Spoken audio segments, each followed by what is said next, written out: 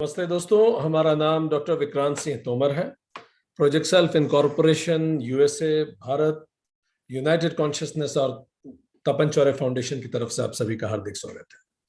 हम लोग योग सूत्र सीरीज का अध्ययन कर रहे हैं और आज 57वां सेशन है। आज हम सूत्र 4 से शुरू करेंगे। अभी तक हमने 3 सूत्र पढ़े हैं तृतीय अध्याय के। पहले सूत्र में हमने जाना कि किसी भी एक विषय पर चित्त का ठहर जाना धारणा है। अगर वो ठहर जाए किसी भी एक विषय पर तो वो धारणा है। सूत्र 2 ने बताया उस विषय पर एक तार चित्त का लगा रहना, डिस्ट्रैक्शन ना होना, वो ध्यान है। फिर सूत्र 3 ने बताया ये इतना सघन हो जाए कि चित्त स्वयं शून्य जैसा हो जाए और केवल ध्येय की प्रतीति हो। जिस पे भी मैं ध्यान लगा रहा हूं केवल वही बचे, बाकी सब समाप्त हो जाए। इस कदर एब्सॉर्प्शन समाधि है। सो कंसंट्रेशन, मेडिटेशन, एब्सॉर्प्शन, धारणा, ध्यान, समाधि, ये हम पढ़ चुके हैं। आज यहां से आगे बात शुरू करेंगे। सूत्र 4 से आज हम बात करना शुरू करेंगे। सूत्र 4 कहता है त्रयम् एकत्र संयमः। ये तीनों धारणा, ध्यान और समाधि जब एक ही वस्तु पर स्थित हो जाए तो वो संयम है। कंसंट्रेशन, मेडिटेशन और एब्सॉर्प्शन बस एक ही वस्तु पे हो जाए। जब ये तीनों सिद्ध हो जाए तो हम कहेंगे कि हमने संयम करना सीख लिया। हम लोग बहुत लकी हैं कि हम हिंदुस्तान की धरती पे हुए जहां संयम शब्द हम बचपन से सुनते आए और उपयोग करते आए। आप में से कितने लोगों ने संयम शब्द पहले सुना था? कब कितने लोगों ने घरों में ये सुना है कि थोड़ा संयम रखना सीखो? ये संयम शब्द को परिभाषित किया महर्षि पतंजलि ने। संयम का अर्थ है जब धारणा, ध्यान और समाधि एक ही विषय पर लग जाए। इसका मतलब आप जो भी करें डूब के करें। आपका शरीर, आपका मन, आपकी बुद्धि, आपका अहंकार, चित्त, आत्मा केवल एक ही ध्येय पर केंद्रित हो जाए। आपका संपूर्ण अस्तित्व उस ध्येय में समा जाए। न खुद का होश हो, न किसी की खबर हो, केवल ध्येय ही बाकी रह जाए जिस पर हम फोकस कर रहे हैं। बस the object of concentration only remains. हमारी समस्त शारीरिक, मानसिक, प्राणिक, बौद्धिक, आत्मिक ऊर्जाएं केवल उस लक्ष्य पे केंद्रित हो जाए तो बिल्लौरी कांच जैसा होता है, उसकी तरह इतनी आध्यात्मिक शक्ति पैदा होती है कि वो किसी भी लक्ष्य को भेदने में सक्षम है।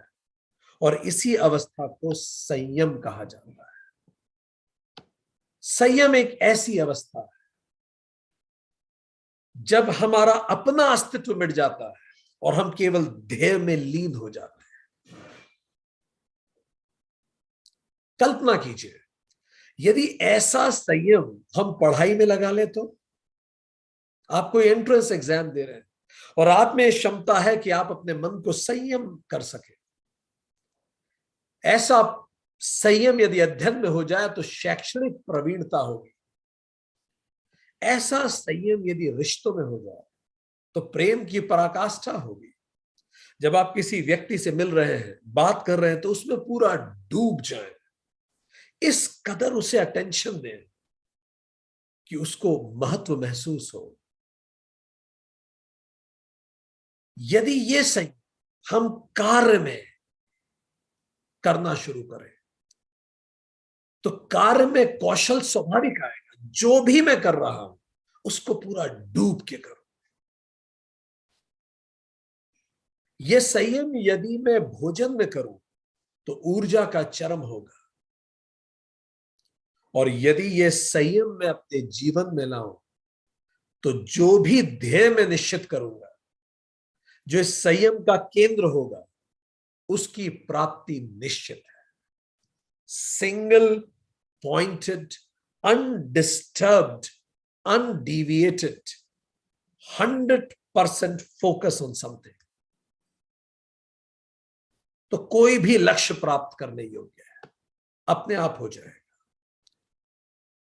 तो संयम के लिए 8 सीढ़ियों का चढ़ना महत्वपूर्ण है। यम, नियम, आसन, प्राणायाम, प्रत्याहार, धारणा, ध्यान, समाधि। तब हम एक ऐसी स्थिति में आते हैं कि हम संयम अपनी इच्छा से कर पाते हैं। इन 8 सीढ़ियों को चढ़ने के बाद चित्त शुद्धि हो जाती है। यम नियम से हमारा मन शुद्ध हो जाता है, हमारे कर्म अच्छे होते हैं। आसन, प्राणायाम, प्रत्याहार, धारणा हमारे चित्त को स्थिर कर देते हैं, एक जगह स्थिर चित्त होने लगता है। ध्यान और समाधि हमें ज्ञान योग्यता प्राप्ति देते हैं, और फिर जो समाधि लगती है वो हमें ज्ञान की प्राप्ति करवाती है, किसी भी प्रकार का ज्ञान। आप कल्पना कीजिए, किसी भी चीज में अगर हम इस कदर फोकस करेंगे तो वो चीज हमें क्यों नहीं मिलेगी। वो मोक्ष हो, या कोई एग्जाम निकालना हो, या किसी रिश्ते को सुधारना, 100% अटेंशन, अनडिविएटेड। अपने आप उस विषय में हमें जागृति होना चालू होगी। भगवत गीता में भगवान कृष्ण कहते हैं, अध्याय 8 श्लोक 6, अंतिम पल में जिस भी वस्तु या ध्येय पर संयम लग जाता है, हम उसी को प्राप्त होते हैं। पढ़ा है आप सभी ने। जब हमारे प्राण शरीर से जाने वाले, उस पल चित्त जहां संयमित होता है, बस वही डाइंग थॉट आपके आने वाले जन्म निर्धारित करती है। वैसे तो लगभग ये संभव नहीं होता कि मनुष्य होने के बाद हम किसी पशु योनि में फिर से जन्म लें। जनरली ऐसा नहीं होता, पर कुछ एक्सेप्शंस हैं। एक एक्सेप्शन तो मनुष्य होने के बाद यदि हम कोई ऐसा हीनियस कार्य करें जो वास्तव में उससे पतित है, जिसके लिए हमें शरीर चाहिए, तो संभव है हमें डिपोर्ट कर दिया जाए पिछली योनियों में। तो यह संभव है, बहुत हीनियस कर्म करने के बाद। तो probably we again need to evolve, we are not evolve yet, by chance हम आ गए, काइंड ऑफ। दूसरा, यदि हमने हीनियस कार्य ना भी किया हो, तो जैसे भगवान कृष्ण ने कहा, यदि अंतिम पल में किसी वस्तु या ध्येय पे चित्त संयम हो गया। राजा भरत, इतने महान प्रतापी राजा भरत ने जब अपना पूरा राज्य जमा लिया, सब कुछ प्राप्त करने योग्य कर लिया, तो अपने राज्य से, अपने राज्य को अपने उत्तराधिकारी को देकर वो वन गमन पे चले गए। अब जीवन के हायर उद्देश्यों की प्राप्ति करनी थी, वानप्रस्थी हो गए, संन्यास लेंगे और जीवन में अपने सर्वोच्च लक्ष्य को प्राप्त करेंगे। जंगल में ध्यान में उनका जीवन बीतने लगा। वो परम प्रतापी राजा एक बार ध्यान मग्न थे, अचानक उनकी आंखें खुली तो उन्होंने सामने देखा कि एक हिरणी एक बच्चे को जन्म दे रही।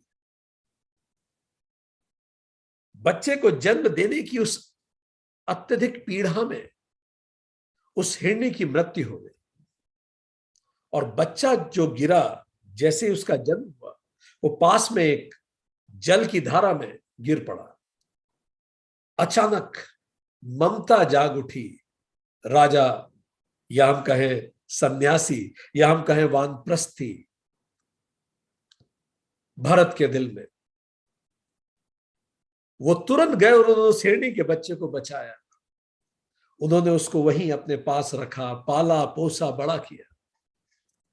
उन्हें पता ही नहीं पड़ा कब उनका मन उसके प्रति अटैच्ड हो गया। यही करने तो वो सब कुछ छोड़ के आए थे, अटैचमेंट समाप्त कर जगत प्रपंच से। पर जगत प्रपंच की योजना कुछ और थी। तो उस हिरनी के बच्चे से इस कदर मोहित हो गए, उसी को दुलारते थे, ध्यान भी करते थे, पर मन उसमें भी लगा रहता था। जब राजा भरत की मृत्यु हुई, जैसे भगवान कृष्ण ने कहा है, पूरे जीते जी जो चीज आपके दिमाग में चलती रहेगी वही अंतिम पल पे आपके दिमाग में आएगी, कुछ अलग से आप नहीं ला पाएंगे। अंतिम थॉट उनका यह था, इस हिरनी के बच्चे का अब क्या होगा, मेरे बाद अब इसका कौन ध्यान रखेगा? कोई शेर चीता ऐसे खा तो नहीं जाएगा। हिरनी पे सोचते सोचते, हिरण पे सोचते सोचते उन्होंने देह त्यागी। As an exceptionally exception, Bhagavata Purana 4.7 to 14 में उल्लेख आता है कि राजा भरत अगले जन्म में हिरण के रूप में पैदा हुए। इस कदर ओजस्वी चेतना और शरीर हिरण का। कुछ ही समय में उन्होंने, जब वो थोड़े बड़े हुए एक हिरण के रूप में, कुछ ही समय में उन्होंने अपने पूर्व जन्म के सारे संस्कार पुनः अर्जित कर लिए। आपको क्या लगता है, ये यात्रा जो सैकड़ों लोगों से चालू हुई थी, आज जो लोग इस यात्रा में बने हुए हैं, ये क्या केवल कोइंसिडेंस है? ये आप सभी के पूर्व जन्म के संस्कार हैं जो आपको खींच के लाते हैं। वो संस्कार फिर से, ऐसा नहीं है ये आप पहली बार सुन रहे हैं, ना ही ऐसा है कि ये इससे पहले आपने कभी नहीं जाना, आप ऑलरेडी इसे जानते थे। ये केवल रिट्राइव हो रहा है, उसी के ऊपर वही प्रिंट वापस आ रहा है, इसीलिए कुछ कनेक्ट सा आपको फील हो रहा है। तो यही उनके साथ हुआ। भगवत गीता अध्याय 6 सूत्र 42-43 में भगवान कृष्ण, सूत्र श्लोक 42-43 में भगवान कृष्ण इसका उल्लेख करते हैं कि आप ज्ञानियों के घर जन्म लोगे, या जहां भी जन्म लो, पिछले जन्म के पूर्व संस्कारों को फिर से अर्जित कर लो। सूत्र श्लोक 43 अध्याय 6। तो एक हिरण के रूप में उन्होंने पुराने जन्म के सारे संस्कार पुनः अर्जित कर लिए। अब उन्हें याद आ गया कि क्या हुआ था, कैसे मैं राजा था, कैसे अंतिम पल में ये विचार आया, फिर मैं मर गया और अब मैं हिरण हूं। अब उन्हें समझ में आ गया ये गलती नहीं दोहरानी। उन्होंने अपना प्रारब्ध काटा एक हिरण के रूप में। अब आ ही गए थे तो जीना तो था ही। प्रारब्ध काटने के बाद फिर उनका पुनर्जन्म हुआ बहुत विदुषी विद्वानों के घर में। भगवान कृष्ण कहते हैं अध्याय 6 श्लोक 42, तुम्हारा जन्म विद्वानों के घर होगा, सच्चरित्र ज्ञानियों के घर होगा। ऐसा उनका जन्म हुआ ताकि उन्हें बचपन से वो संस्कार मिले, वो माहौल मिले। और फिर जनक ने अपने आप को स्व आत्मानुभूति की। वो जो तीसरा जन्म हुआ हिरण के बाद, जो अगला जन्म हुआ, उस जन्म में भी कुछ समय बाद उन्होंने पूर्व जन्म के संस्कार फिर से अर्जित याद किए, रिट्राइव किए, और उनको याद आया अब किसी भी हालत में कोई अटैचमेंट नहीं, कंपैशनेट डिटैचमेंट। कंपैशन सबके लिए, connected with all but attached with nobody. वो बिना वस्त्र के निवस्त्र घूमते थे, उनको किसी चीज से कोई अटैचमेंट नहीं था, और उन्होंने स्वयं को पाया, खुद को जाना। बात यही है कि ये जो संयम है ये किसी पे भी आए। भागवत पुराण अध्याय 10.7 and 4.6 में उल्लेख आता है, जब शिशुपाल ने अत्यधिक क्रोध किया और भगवान कृष्ण को अपशब्द बोलने चालू किया, और भगवान कृष्ण ने 100वीं गाली पर जब शिशुपाल की, गर्दन सुदर्शन से काटी। डाइंग थॉट शिशुपाल का था, कृष्ण। कालांतर में कृष्ण को ही प्राप्त हुए। Dying thought is very important. यदि अंतिम पल हम आत्मा में संयम कर सके तो मुक्ति निश्चित है। भगवान कृष्ण, अध्याय 7 श्लोक 30 भगवत गीता। तो ये संयम, गीता ने भी इसका महत्व, संयम शब्द भले ना उपयोग किया हो, भगवान कृष्ण कह यही बात रहे। तो ये जो 8 सीढ़ियां हैं, ये संयम के लिए अनिवार्य है। इन्हीं से चढ़ के जाना होता है। या तो इस जन्म में 7 सीढ़ियां चढ़ लें और समाधि तक पहुंचे, इसको हम कहेंगे उपाय प्रत्यय। कैसे करें ये तो अब कोई बात ही नहीं है, सारी स्टेप्स हम पढ़ चुके, हमें सब पता है क्या करना है। उपाय प्रत्यय, एक के बाद एक स्टेप्स चढ़ना चालू करें, एक ऑप्शन तो ये है। या फिर जैसा अभी हमने बताया, भगवान कृष्ण ने कहा, अध्याय 6 सूत्र श्लोक 43, कि कई लोग पूर्व जन्म के संस्कार भी प्राप्त कर लेते हैं। तो यह भी हो सकता है कि अगर हम में से किसी ने पिछले जन्म में ही, कोई भी व्यक्ति जिसने पिछले जन्म में ही 7 सीढ़ियां पार कर ली हो, 8वीं सीढ़ी पे ही उसकी मृत्यु हुई हो, या 8 सीढ़ियां वो सिद्ध कर चुका हो, 8 लिम्स सिद्ध कर चुका हो, तो इस जन्म में तो स्वतः बस उसे पैदा होना बाकी है। और वो जो रिट्राइव करेगा, वो क्या रिट्राइव करेगा? यम, नियम, आसन, प्राणायाम, प्रत्याहार, धारणा, ध्यान, समाधि, सारा कोर्स कंप्लीट है। ये बिल्कुल ऐसा है कि एक स्टूडेंट जिसने पूरा कोर्स अच्छे से समझा हो, जाना हो, महसूस किया हो, आत्मसात किया हो, रिवीजन किया हो, और ये सब करके फिर वो सोया हो। जब वो सो के उठेगा, थोड़ी देर तो नींद में रहेगा, थोड़ी देर अलसाएगा भी, पर जैसे ही वो मुंह धोएगा, जैसे ही वो नहाएगा, जैसे ही जागृति पुनः लौटेगी, वो सब कुछ वापस याद आ जाएगा जिसका रिवीजन करके सोए। जैसा हम हमेशा कहते हैं, गुरु नानक, रामकृष्ण परमहंस, ये सब यही लोग तो थे। वो सब कुछ वापस रिट्राइव हो जाएगा, जन्म मात्र से ही प्राप्ति हो जाएगी। इसी को भव प्रत्यय कहते हैं, हम पढ़ चुके हैं। कहने का मतलब यह है कि 8 सीढ़ियां चढ़ना तो जरूरी है इस जन्म में, नहीं तो पिछले जन्म में कहीं ना कहीं कोई ना कोई किसी न किसी जन्म में उन सीढ़ियों से गुजरा है, इसीलिए आज वो जल्दी या लेट हो रहा है इस यात्रा में, और अंततः फिर हम कैवल्य को प्राप्त करते हैं। ये सूत्र 4 ने बताया कि इसको संयम कहते हैं। इन तीनों को आरोपित कर दे एक जगह। अब सूत्र 5 पढ़ते हैं, क्या होता है संयम से? तज्जात प्रज्ञा लोकः, उस संयम की जैसे प्रज्ञा का प्रकाश होता है। 8 लिम्स चढ़ने के बाद चित्त शुद्धि हो चुकी है, चित्त स्थिति हो चुकी है, और ज्ञान योग्यता प्राप्ति हो चुकी है। मन शांत है, स्थिर है, और ज्ञान के लिए मैं पूरी तरह से तैयार हूं, और मैंने किसी एक वस्तु या ध्येय पर पूरा संयम कर लिया है। संयम का मतलब ही धारणा, ध्यान, समाधि कर ली है। समाधि मेरी सिद्ध हो चुकी है, तो अब क्या होगा? स्वाभाविक है, जिस भी चीज पे आप संयम करेंगे, उस चीज के बारे में आप सब कुछ जान जाएंगे, क्योंकि इस कदर आप अटेंशन पे कर रहे हैं। आप एक नौसिखिए थे, इंजीनियरिंग में भर्ती हुए, 4 साल के बाद इलेक्ट्रॉनिक्स एंड कम्युनिकेशन में इतना जानने लग गए, जबकि आपने उसमें संयम किया नहीं। सोचिए, जब आप सालों खुद को संयमित करें, तो क्या बचा है किसी चीज को और जानने के लिए? प्रज्ञा का प्रकाश पैदा होगा। सूत्र 5 कहता है, प्रज्ञा का प्रकाश, विजडम जागृत होगी।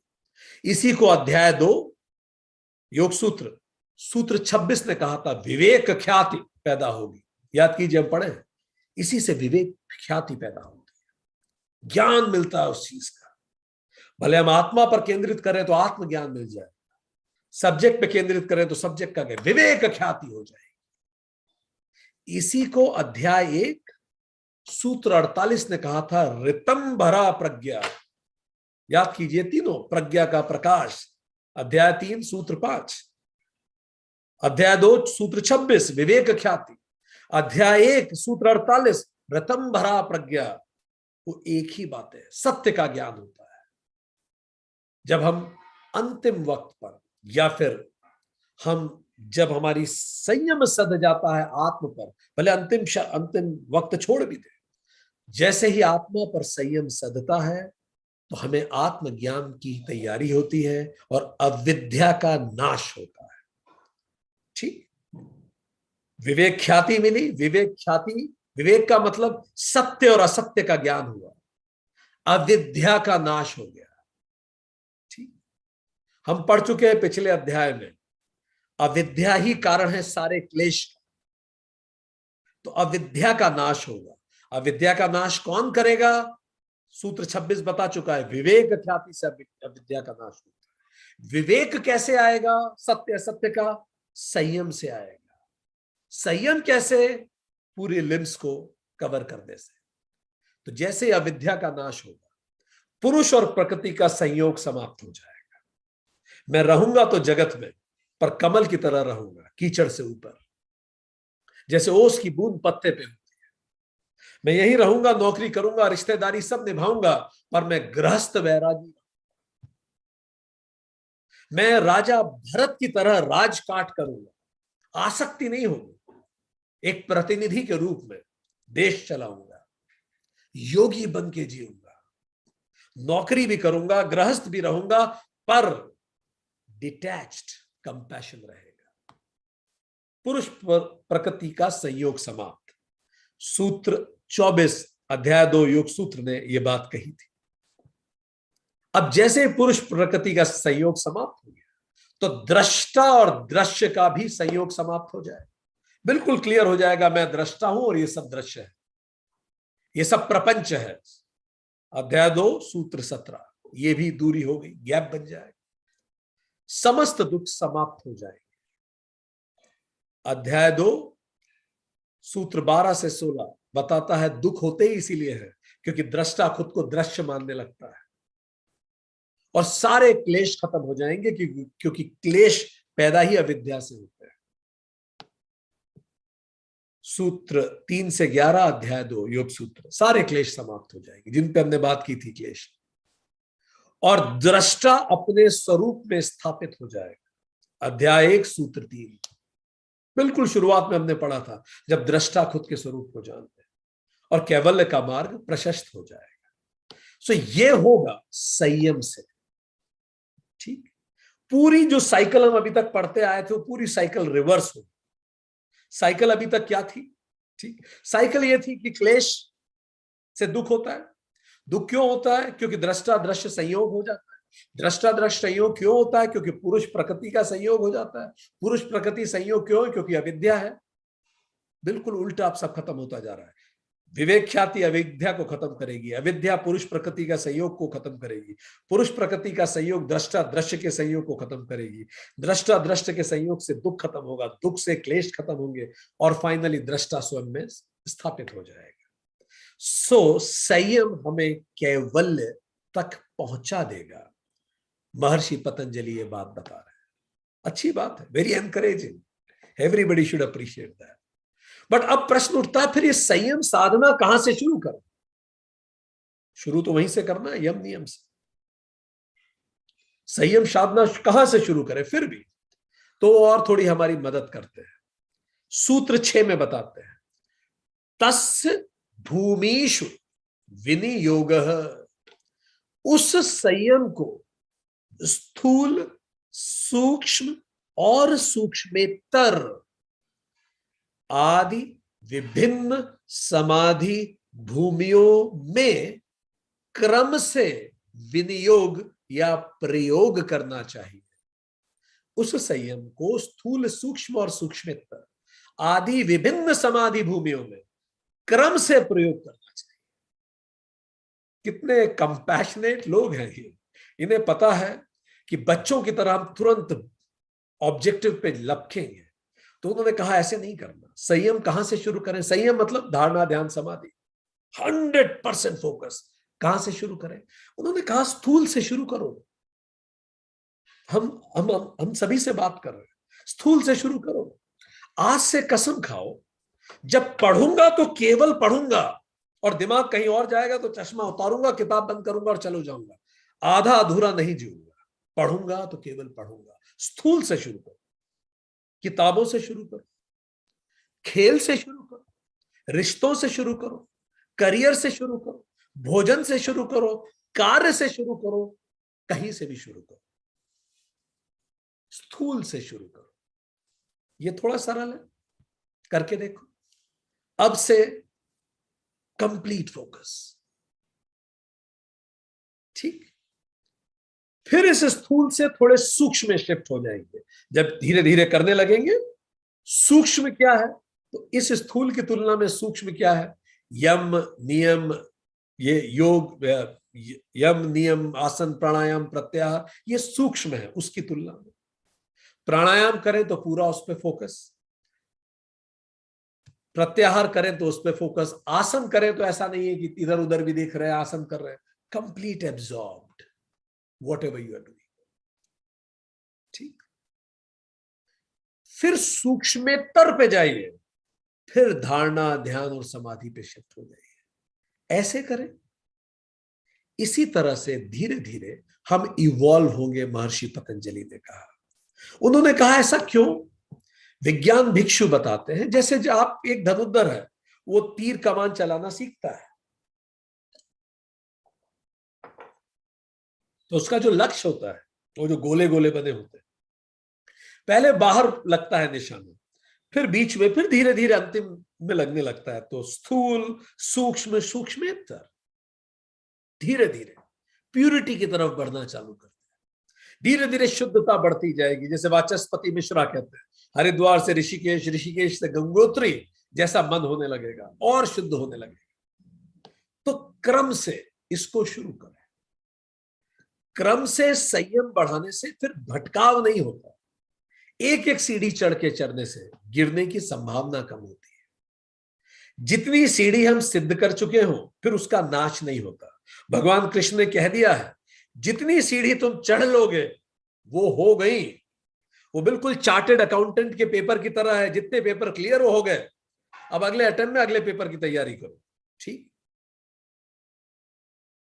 वो ज्ञान जो हमने जितनी सीढ़ियां चढ़ी हैं, वो अगले जन्म तक स्मृति में रहेगा और समय आने पर पुनः प्रकट हो जाएगा और हमें फिर से साधना के मार्ग पे लगा देगा। भगवान कृष्ण गीता में कहते हैं, योग भ्रष्टा।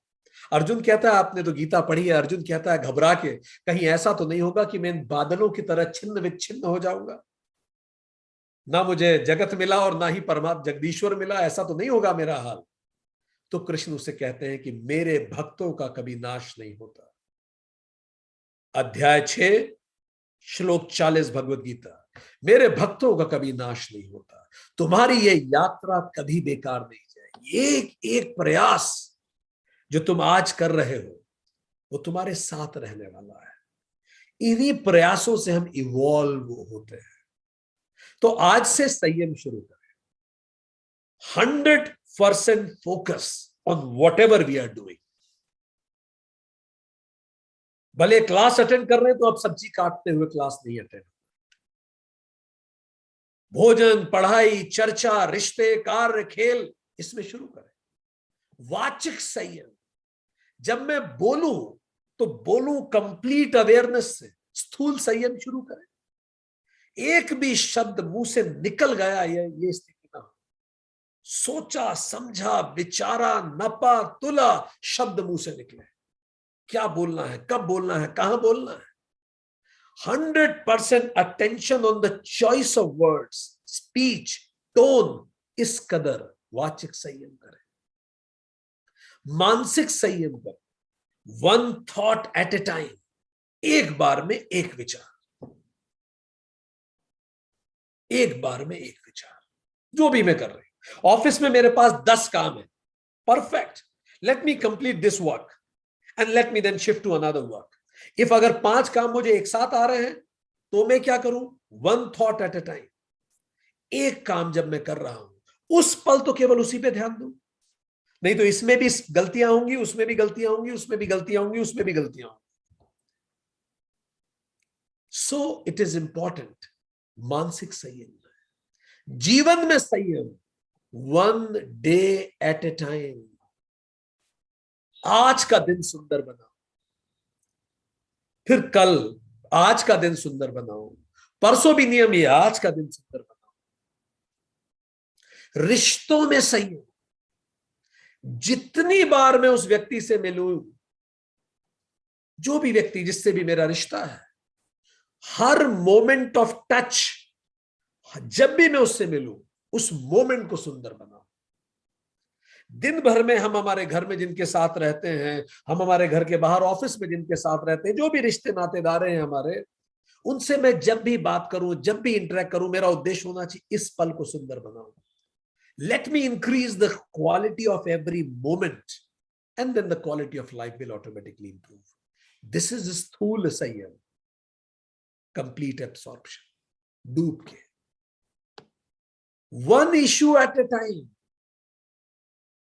इतनी सारी प्रॉब्लम है, लाइक बैठ के सारी प्रॉब्लम पे सोचूंगा तो माइग्रेन हो जाए, सर दुखने लगेगा। Let me pick one problem and focus on that, then I pick another problem. कहीं मैं नौकरी कर रहा हूं, मैंने नया नया ज्वाइन किया, I am an officer, let me pick one thing which I want to change.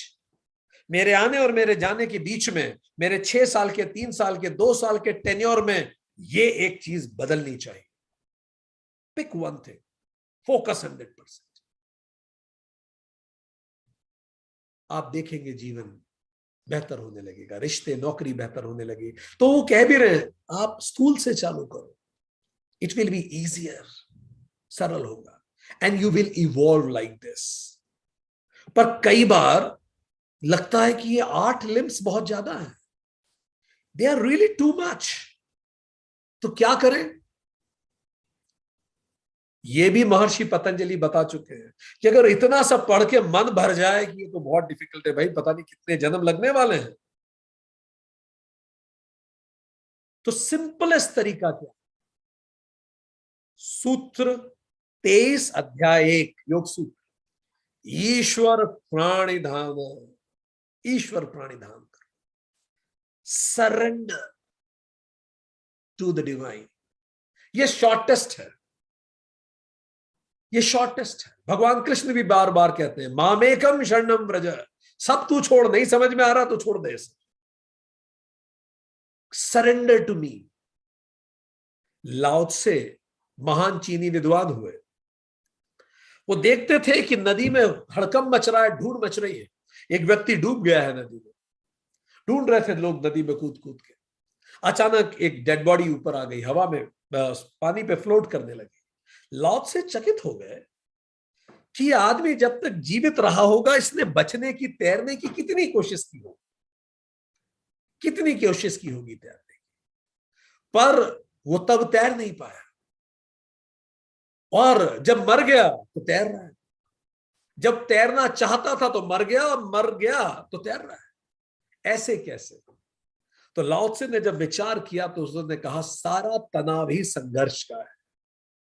आप पानी का अपोज करो तो पानी आपको डुबो देगा, आप पानी ही बन जाओ, सरेंडर कर दो।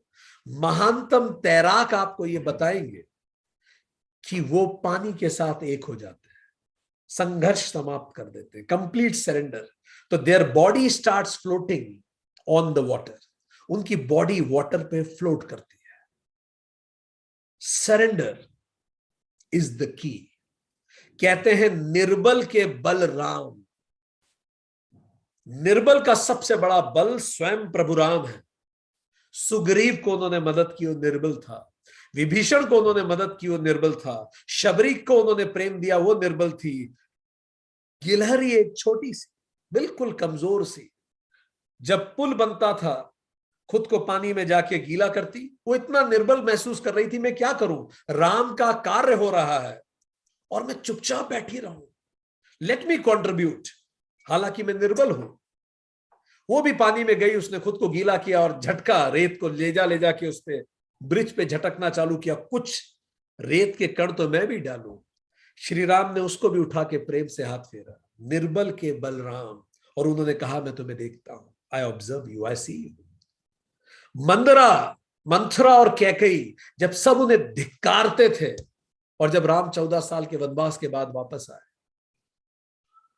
तब राम ने पुनः स्थापित किया सम्मान कैकेयी का, सम्मान मंथरा का, उन्होंने सबको स्थापित किया। जब उनके पिताजी की आत्मा ने उनसे पूछा कि एक चीज मांग लो, तुम्हारे इतने समर्पण, 14 साल का समर्पण, ask me one thing that you want. Ram ने हाथ जोड़ के पिताजी को कहा, पिताजी आप माता कैकेयी को माफ कर दें, सच्चे मन से। निर्बल के बलराम, सरेंडर सबसे ज्यादा ताकतवर है। भगवान कृष्ण 18 अध्याय श्लोक 66 में कहते हैं, सब कुछ छोड़ के तू मेरी शरण में आ जा। हमने ईश्वर प्राणिधान पे पहले भी चर्चा की, पर केवल प्रसंगवश बहुत शॉर्ट में हम आपको बताएं। भगवत गीता अध्याय 12 श्लोक 8 से 10 के बीच में बताते हैं कि आप शुरुआत कहां से कर सकते हैं, कैसे आप शुरुआत करें और योग को साधें। स्टेप 1, प्रसाद बुद्धि।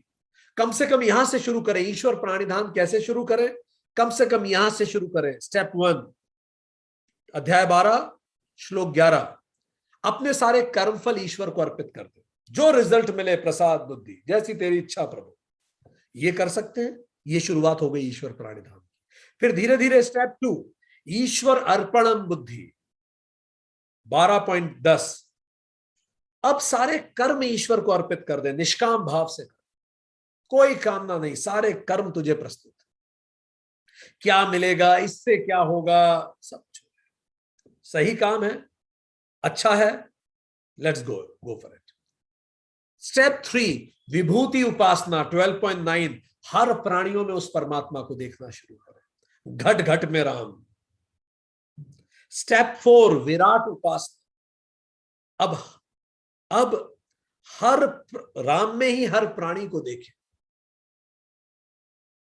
विराट की उपासना करें कि सब कुछ उसी परमात्मा में है।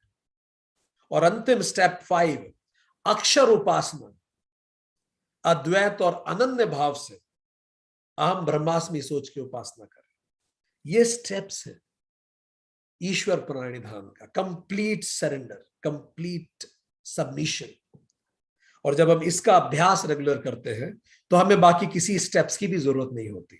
But then this is how the steps go, and this is how ये स्टेप्स हमें मदद करती हैं इवॉल्व होने में।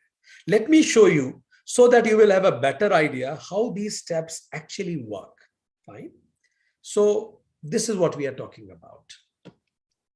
यम नियम आसन प्राणायाम प्रत्याहार, ये सब स्थूल है, ठीक, एक्सटर्नल है। अभी हमने कहा स्थूल क्या है, स्थूल था पढ़ाई, रिश्ते, ये सब, उनकी तुलना में ये सूक्ष्म है, पर ये भी स्थूल है। किसकी तुलना में, अभी हम देखेंगे, आगे बात करेंगे इस, ठीक। अब और डीप क्या है इससे, धारणा ध्यान समाधि, इन्हीं को संयम कहा जाता है।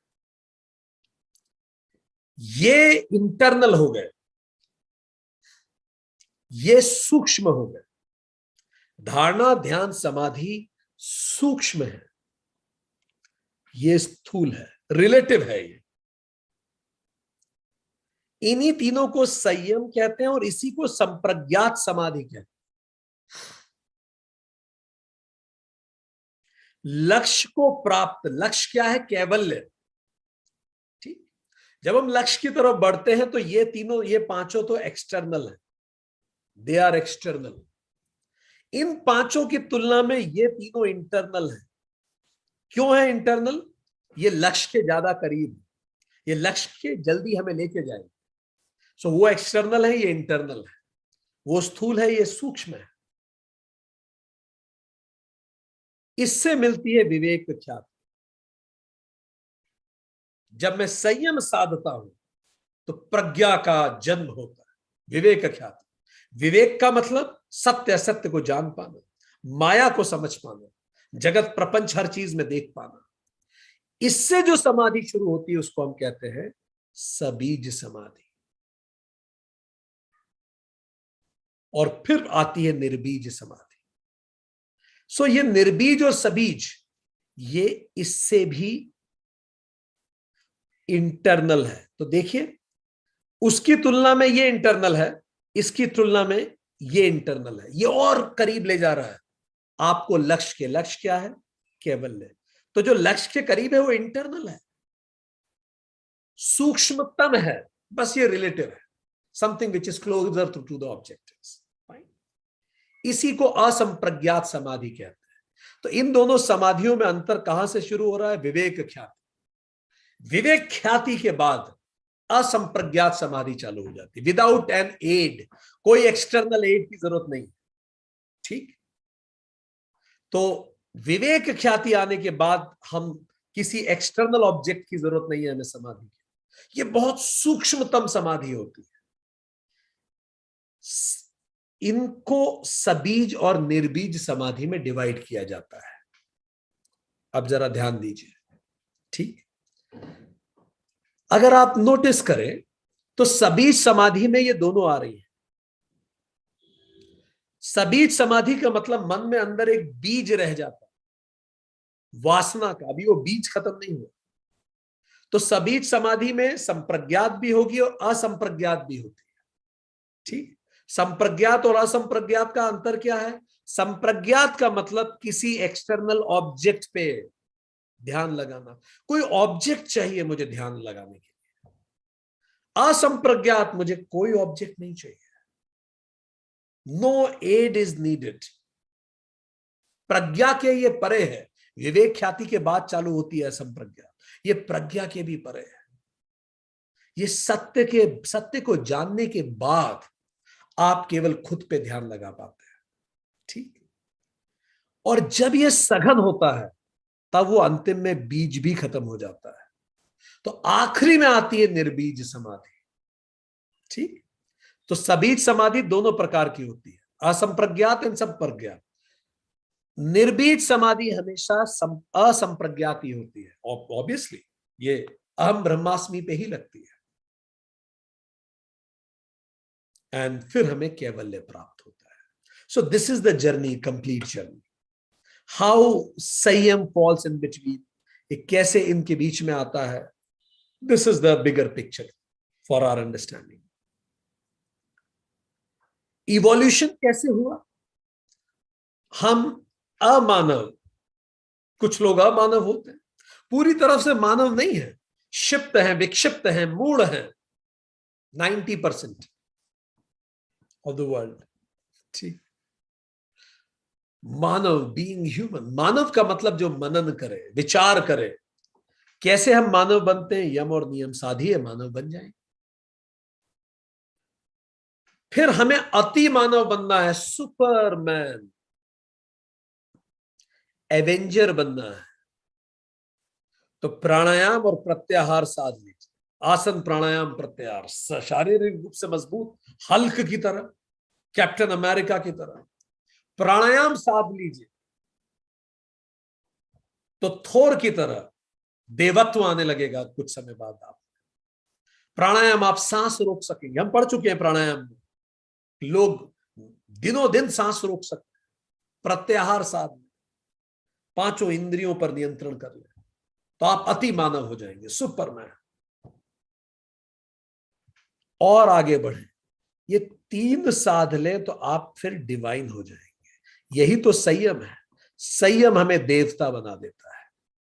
धारणा, ध्यान, समाधि साधन, देव हो जाए। पर फिर और ऊपर निकले, वो है ब्रह्म। निर्बीज समाधि साध ले तो हम ब्रह्म होंगे, अपने लक्ष्य को पालेंगे जिसलिए हम आए थे। ध्यान दीजिए, यम नियम एक्सटर्नल है, ये इंटरनल है और करीब जा रहा है लक्ष्य की तरफ। पर ये भी एक्सटर्नल है, इसकी तुलना में ये इंटरनल है। पर ये भी एक्सटर्नल है, निर्बीज समाधि सबसे इंटरनल है, ये सबसे करीब है। तो रूल क्या है? प्रीचर, 6 P ढूंढिए लाइफ में। प्रीचर मीन्स अ गुरु, जो आपको रास्ता बताए।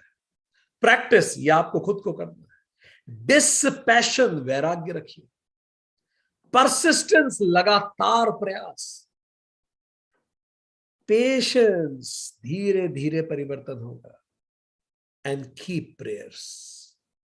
Preacher, practice dispassion, persistence, patience and prayers. This is what evolves us. इसी को evolution कहते हैं. Make sense? This is what we call as revolution. अब और अगर revolution चाहिए, evolution नहीं चाहिए, तो ईश्वर प्राणिधान, पर वो इतना सरल नहीं होता, क्योंकि ईश्वर प्राणिधान संभव तभी है जब हम अपने अहंकार को सरेंडर कर दें, और अहंकार को सरेंडर करना ये बहुत मुश्किल है प्रत्येक व्यक्ति के लिए। इसीलिए अगर कोई वो कर पाता है तो सीताराम सीताराम सीताराम कहिए, जेहि विधि राखे राम तेहि विधि रहिए। कोई शिकायत नहीं, आज खाना मिल गया तो ठीक, नहीं मिले तो जैसे राम की इच्छा, टाइमली प्रमोशन मिला तो ठीक, नहीं मिला तो जैसे राम की इच्छा, पूरा प्रयास किया था बिजनेस में प्रॉफिट हुआ तो ठीक, नहीं तो जैसे राम की इच्छा, जैसा रखे राम। इस कदर सरेंडर, हर व्यक्ति में राम दिख पाना, ये रिवॉल्यूशनरी मेथड है। ठीक, so both methods are with us. Think कौन सा मेथड आपको सरल लगता है, विच मेथड जो आपको इजी लगे आप उसको फॉलो करें। अब हम आगे बढ़े सूत्र 7 पर।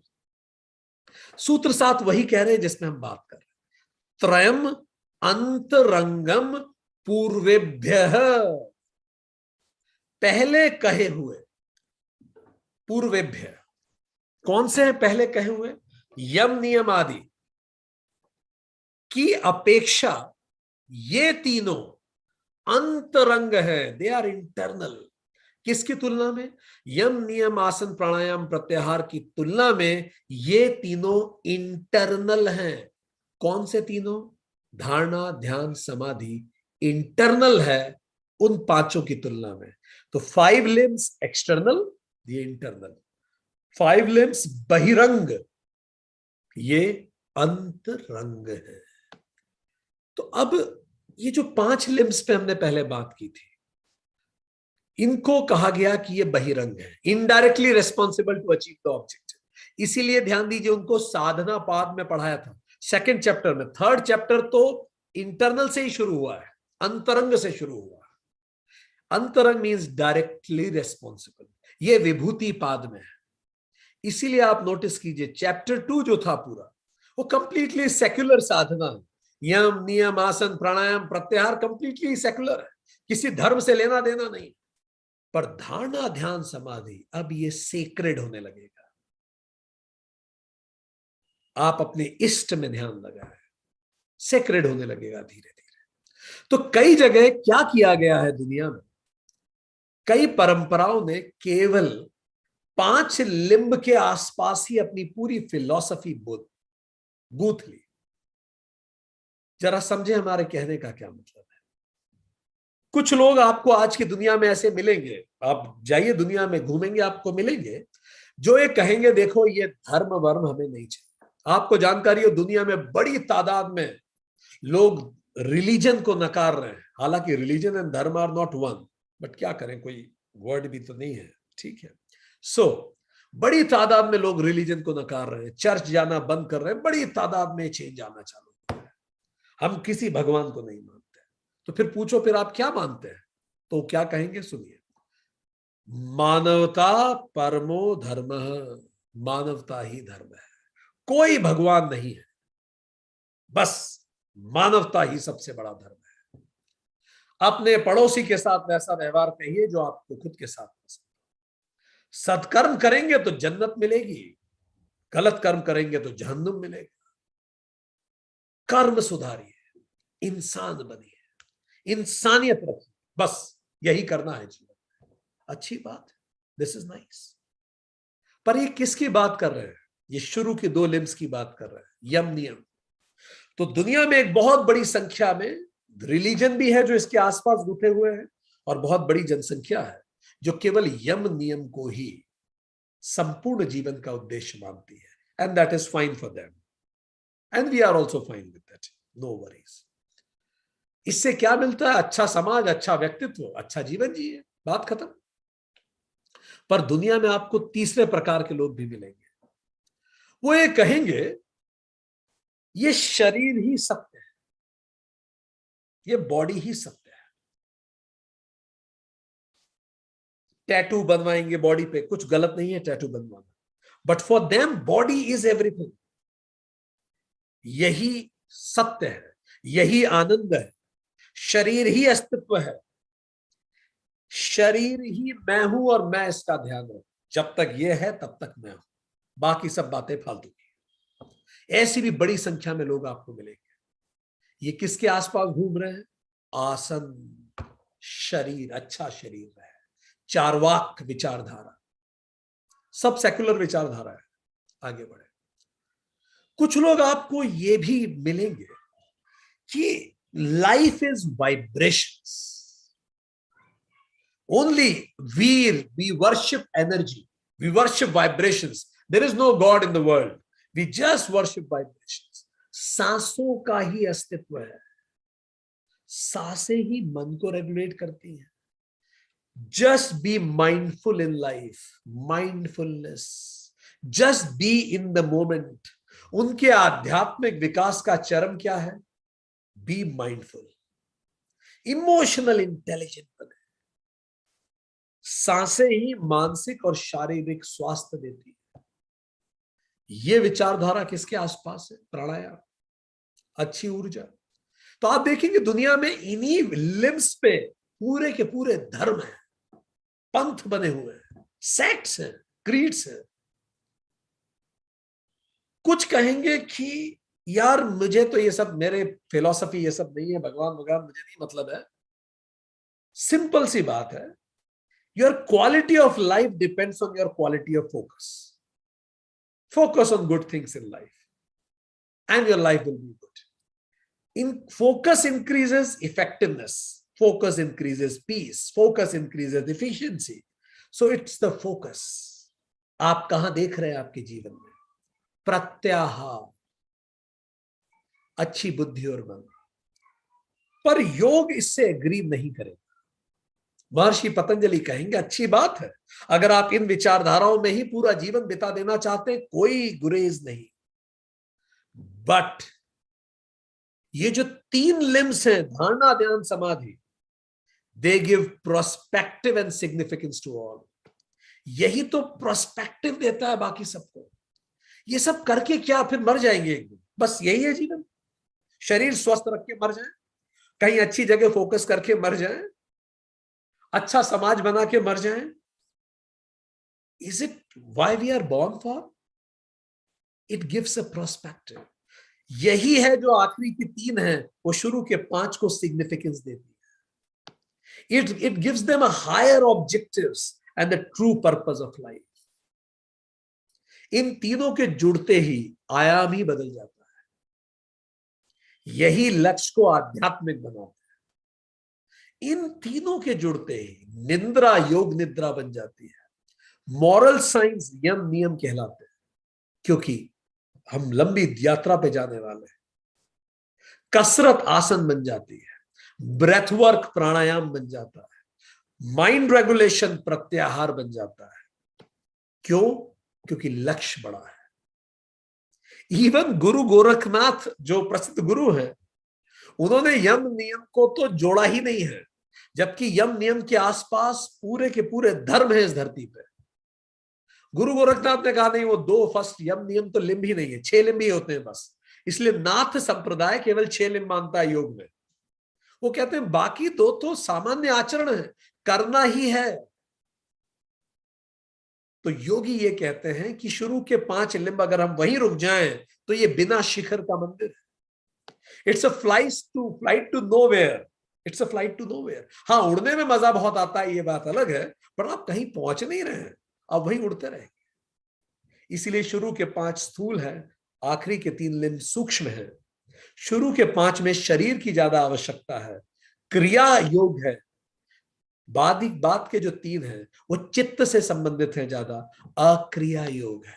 थोड़ा सा इसको ऐसे समझे, एक प्लेन है, ये रनवे है, शुरू के जो 5 लिम्ब, बाकी का 3 टेक ऑफ है। अब आप रनवे पे ही दौड़ते रहना चाहते हैं, ये चॉइस हो सकती है। मजा आता है रनवे पे, प्लेन बहुत तेज रनवे पे भी दौड़ता है, पर एक प्लेन जो फिर टेक ऑफ ही ना करे, रनवे पे ही दौड़ता रह जाए, तो फिर वो आनंद कहां बचता है।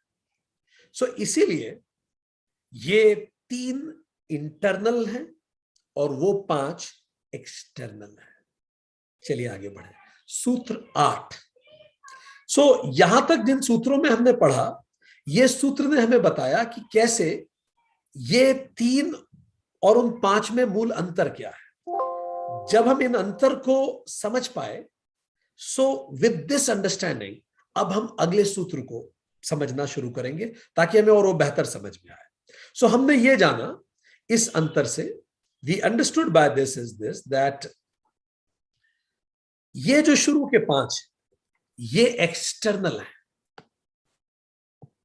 बाकी 3 इंटरनल है। वो सेक्युलर है, ये सेक्रेड है।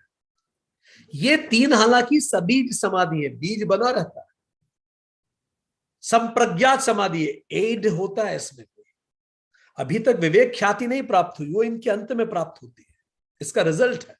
इसी को संयम कहते हैं।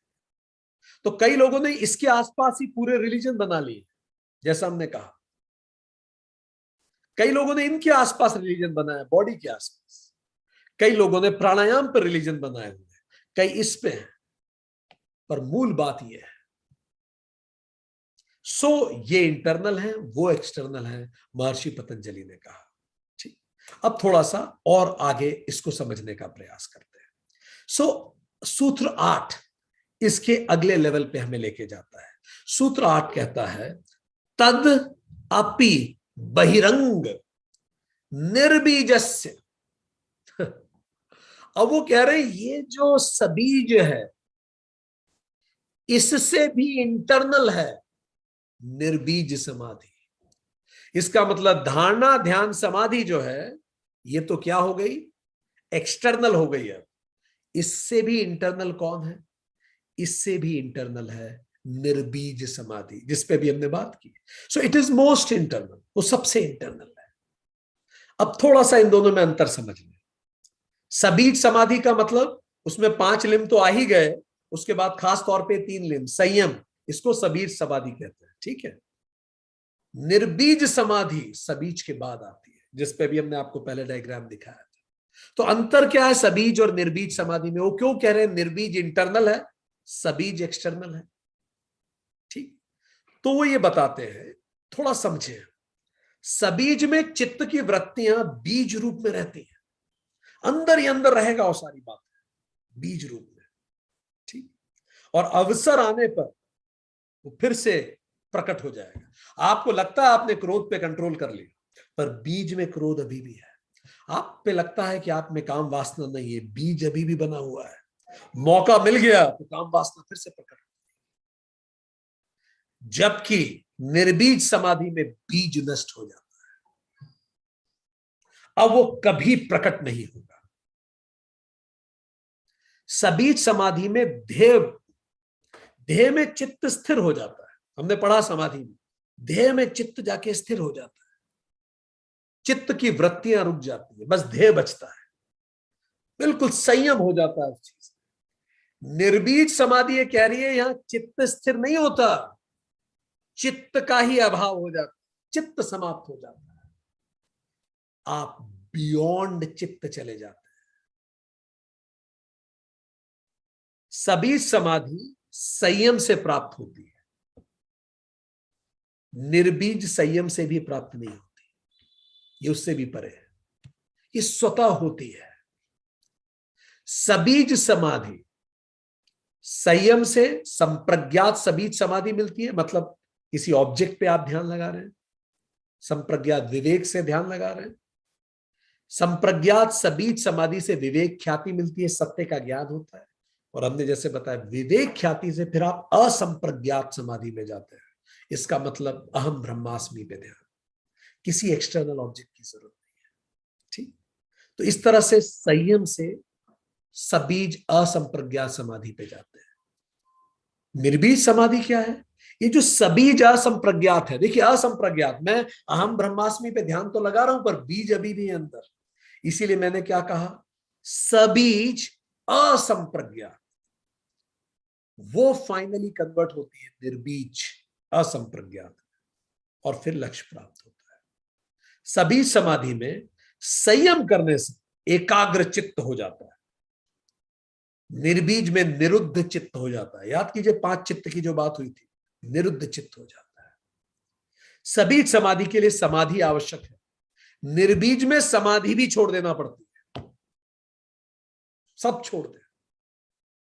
सभी समाधि में संयम और साधना बहुत महत्वपूर्ण है, ठीक। इसमें संयम भी छोड़ देना होता है। सर्वन्यास, फना अल्फना, सबीज में क्रिया महत्वपूर्ण है, निर्बीज अक्रिया है। सबीज योगी प्राप्त करता है, निर्बीज ज्ञानी प्राप्त करता है, ठीक। थोड़ा सा इसको हम और सिंप्लीफाई करके आपको समझाएं तो शायद थोड़ी मदद मिलेगी। ये जो हमने इतनी सारी बातें कर दी, ठीक है। एक रॉकेट की आप कल्पना कीजिए, रॉकेट, रॉकेट में जो फ्यूल है वो शुरू के 5 लिम्स है, उसके बिना वो उड़ ही नहीं सकता धरती से।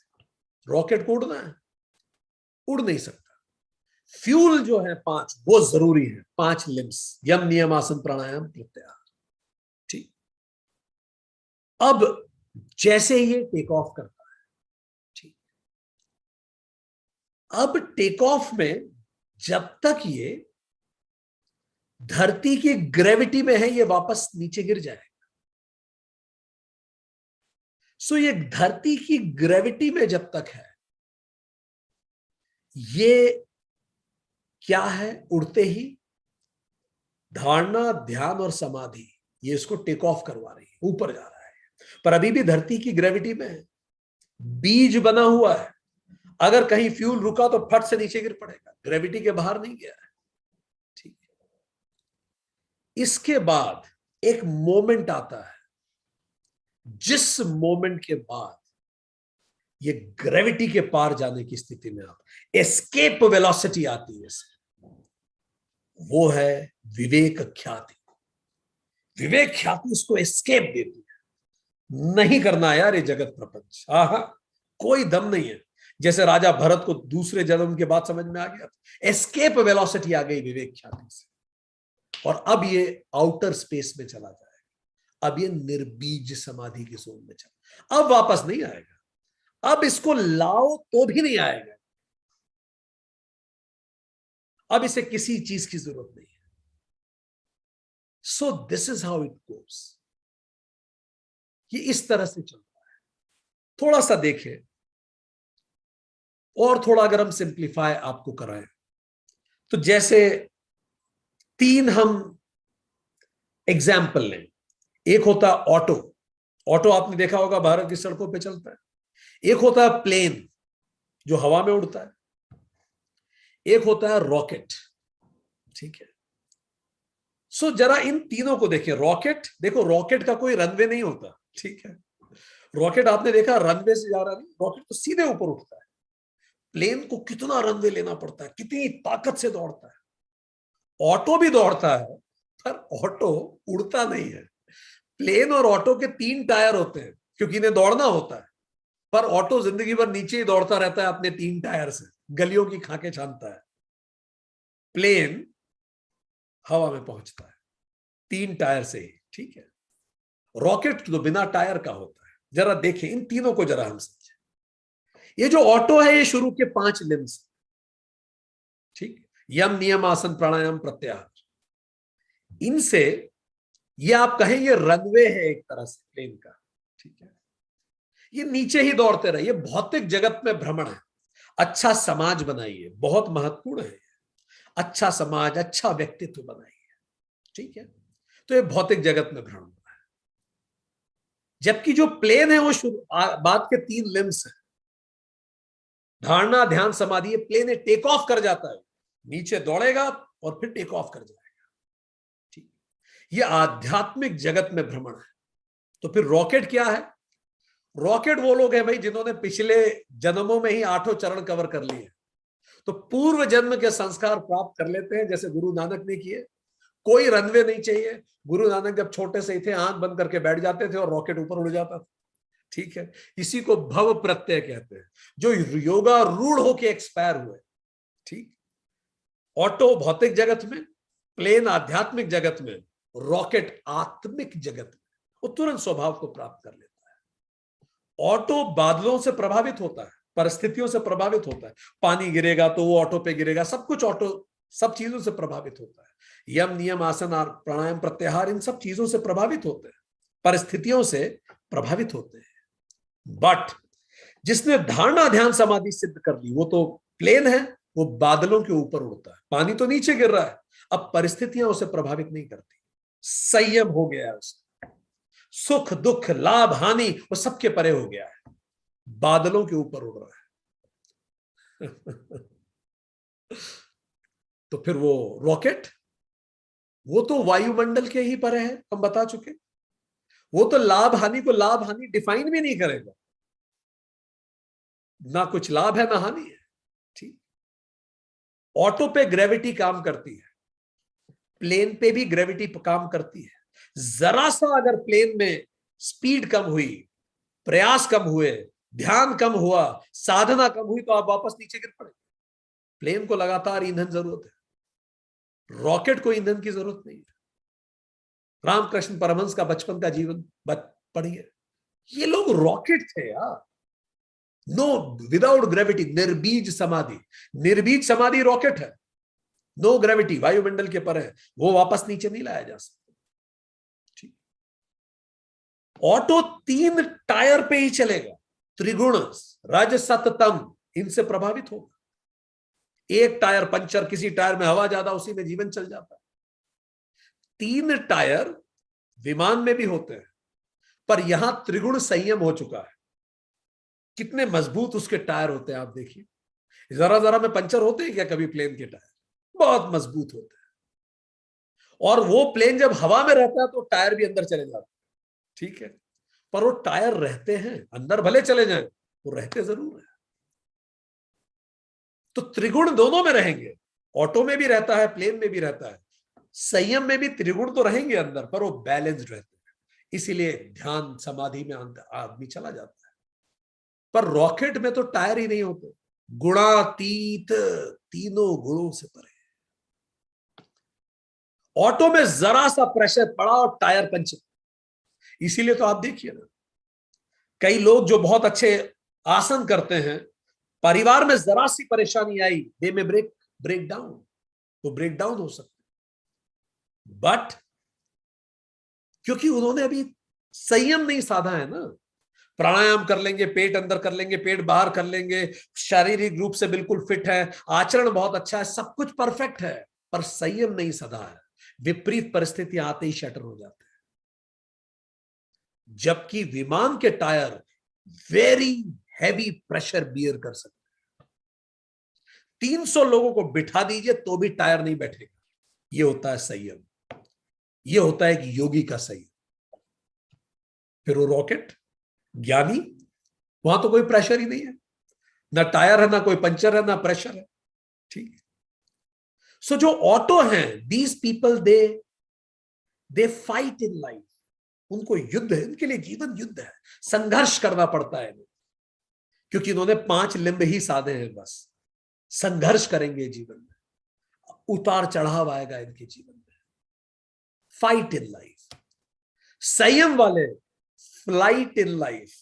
इनके ऑफिस में कोई लोग कह रहे हैं भाई आपका व्यवहार ठीक नहीं लग रहा, ठीक है, I will think about it, और झटक के चल दिए। ना किसी से परेशानी, ना किसी को परेशान करना, आपको जो सोचना है सोचो, मेरे बारे में मुझे कोई फर्क नहीं पड़ता। फ्लाइट इन, वो एक अलग ही जोन में रहते हैं, ऑफिस में भी रहेंगे बिल्कुल अलग जोन में, फ्लाइट इन लाइफ। एंड वो rocket rocket they float in life. Auto, पृथ्वी जल और अग्नि आर डोमिनेंट इन लाइफ। वायु तत्व आप कह सकते हैं इनमें डोमिनेंट है, जो संयम कर लेते हैं, और आकाश में होते हैं जो रॉकेट में होते हैं। सो हमने ये जाना कि ये कैसे इंटरनल और एक्सटर्नल है एक दूसरे से। सो आज हमने ये समझने का प्रयास किया, सूत्र 4 ने बताया कि संयम उसको कहते हैं जब धारणा ध्यान समाधि एक ही ध्येय पे स्थित हो जाए। जिस भी चीज में आप संयम करेंगे उसका आपको ज्ञान हो जाएगा।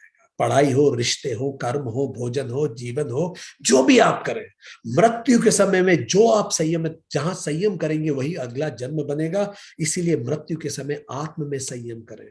इसके लिए ये 8 सीढ़ियां महत्वपूर्ण है। 8 सीढ़ियां चढ़ने को ही उपाय प्रत्यय कहते हैं। उपाय करने पड़ेंगे, पर कई लोग पिछले जन्म में ही 8 सीढ़ी चढ़ चुके हैं, तो यहां तो बस पैदा होना बाकी है। इसी को भव प्रत्यय कहते हैं। बस आप पैदा हो जाइए, बाकी सब तो ऑलरेडी था। सूत्र 5 ये कहता है कि जैसे ही संयम सधता है, ज्ञान प्रकट होता है, प्रज्ञा प्रकट होती है, विवेक ख्याति आती है, ऋतंभरा प्रज्ञा आती है, उससे अविद्या खत्म होती है, पुरुष प्रकृति का संयोग खत्म होता है, दृष्टा दृश्य का संयोग खत्म होता है, समस्त दुख खत्म होते हैं, क्लेश खत्म होता है, दृष्टा अपने स्वरूप में स्थापित हो जाता है और केवल की प्राप्ति होती है। इस तरह से इट गोस।